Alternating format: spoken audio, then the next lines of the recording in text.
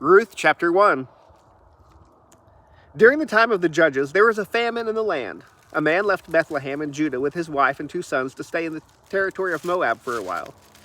The man's name was Elimelech, and his wife's name was Naomi. The names of his 2 sons were Mahlon and Chilion. They were Ephrathites from Bethlehem in Judah. They entered the fields of Moab and settled there. Naomi's husband Elimelech died, and she was left with her 2 sons. Her sons took Moabite women as their wives. One was named Orpah, and the second was named Ruth. After they lived in Moab about 10 years, both Mahlon and Chilion also died, and Naomi was left without her 2 children and without her husband. She and her daughters-in-law set out to return to the territory of Moab because she had heard in Moab that the Lord had paid attention to his people's needs by providing them food. She left the place where she had been living, accompanied by her 2 daughters-in-law, and traveled along the road leading back to the land of Judah.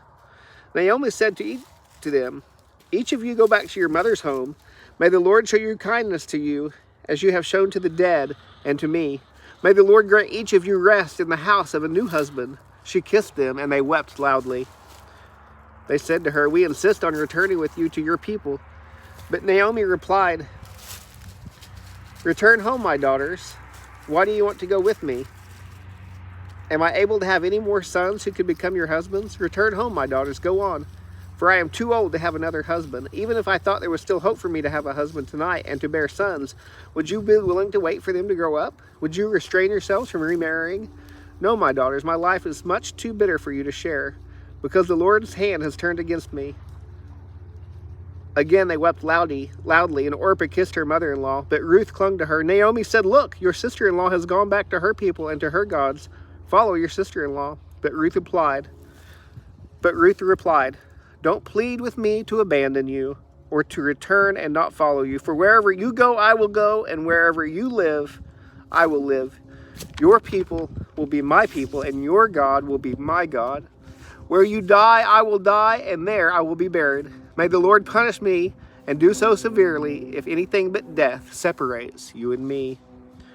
When Naomi saw that Ruth was determined to go with her, she stopped talking to her. The 2 of them traveled until they came to Bethlehem. When they entered Bethlehem, the whole town was excited about their arrival, and the local women exclaimed, "Can this be Naomi?" "Don't call me Naomi, call me Mara," she answered, "for the Almighty has made me very bitter. I went away full, but the Lord has brought me back empty. Why do you call me Naomi, since the Lord has opposed me and the Almighty has afflicted me?"